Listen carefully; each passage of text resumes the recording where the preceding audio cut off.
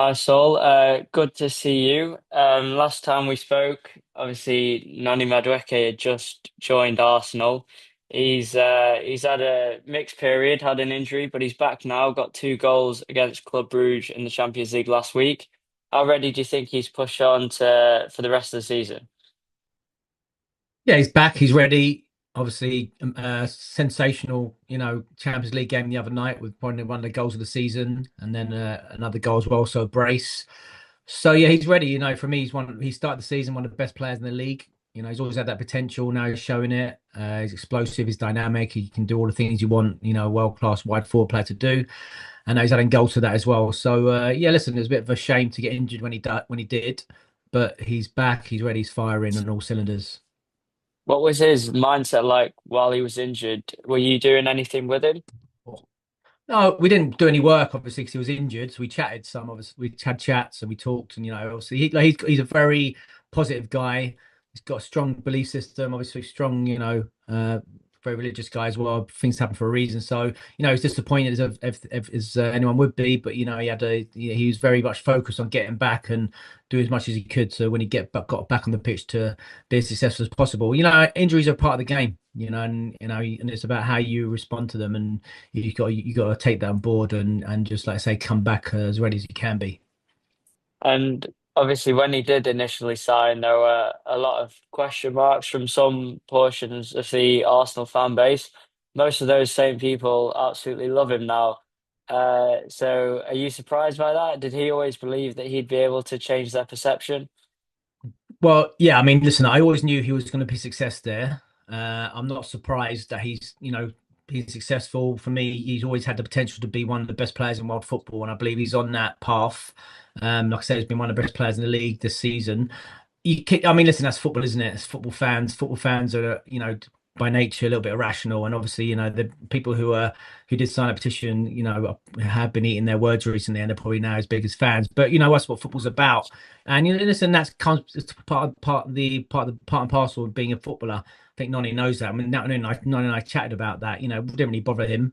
He was very confident about doing what he was going to do in terms of going to go and deliver. So it's part of the game. But it's just really great seeing Nani really fulfilling his potential now and being one of the most explosive players in the league.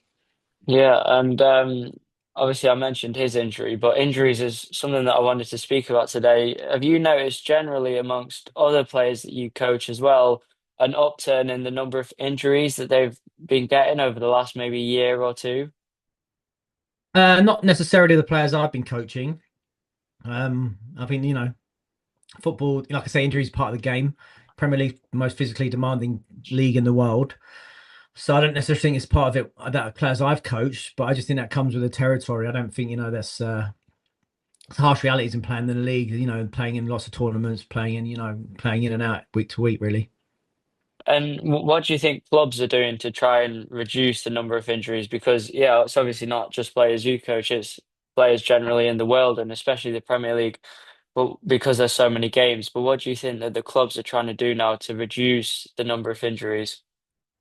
Well, listen, clubs have a massive multidisciplinary team. They'll have, and part of that will be, the S&C department, the physio department. They've really monitor players' loads closely, specifically. But that's injuries still happen. So you know what I mean? So obviously, look, clubs don't want their best players to not be available, so they're going to do everything they can to try and avoid that. But unfortunately, those parts of the game are still there. And do you think it differs as well when clubs are literally playing every 3 days? So say they're playing Champions League and Europa League, then at the Premier League at the weekend, if it's every 3 days and some players, say for example with Arsenal and Declan Rice, do you think players like that would be spending much or any time on the training pitch, or is it just about preservation in between games?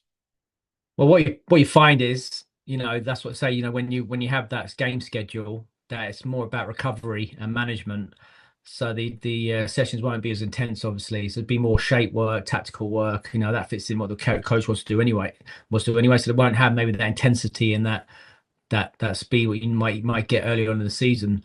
But that's what the coaches are there for. That's what the staff, the physical, the physical department are there for to help monitor that and make sure players aren't exceeding those areas. And do you think that the calendar is an issue? Do you think that football regulators need to look at reducing number of games? Is it sustainable the way that things are currently going? Well, I think the big problem we have in the Premier League is that we don't get the winter break. That's the biggest issue. We tried it like 1 year, it was successful. You know, most of the other top leagues do it. That is a problem. Listen, there's a reason why Premier League's most successful league. People like watching it. It's very entertaining. You got the Champions League as well, where everybody loves those big games. You're not going to get less games, but you got to try and manage that time. So, give players that week or two off in the winter just to get a little bit of a recharge, then go back in. I think that would be the big difference. Now, obviously, where do you fit that in? That's obviously the question. But I mean, that, as we said, we saw that when we did, the year before last, it wasn't a set window. Teams had it in different spaces, but everyone had a couple of weeks.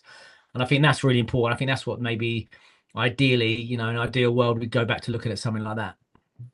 And obviously, at the end of this season, we've got a World Cup, which is an additional few games, and it's a massive competition, a competition that a lot of players want to try and preserve themselves for. Do you notice, maybe not players with your coaching, but just in and around the game, do you think players are hesitant sometimes and they want to try and manage themselves for that end of season competition?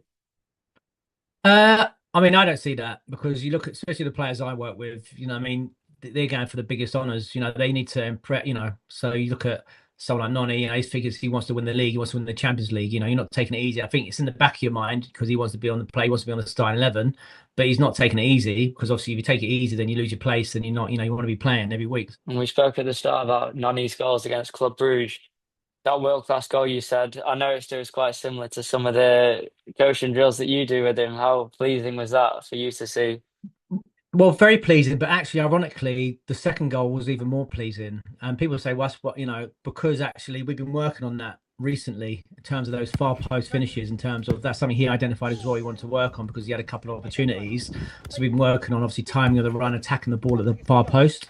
So that was really well. Listen, that first goal was sensational. It's one of the best goals of the season. Is one of the best goals he ever scored.